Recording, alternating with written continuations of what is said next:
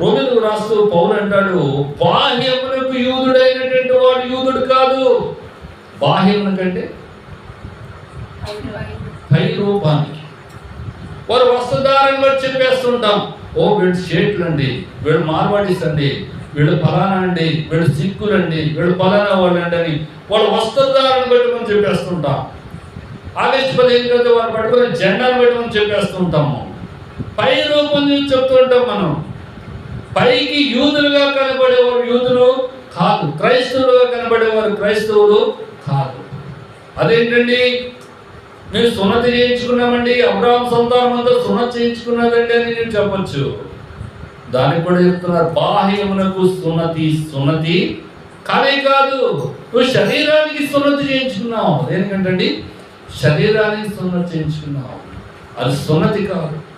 అందుకే రోమపత్రిక 3వ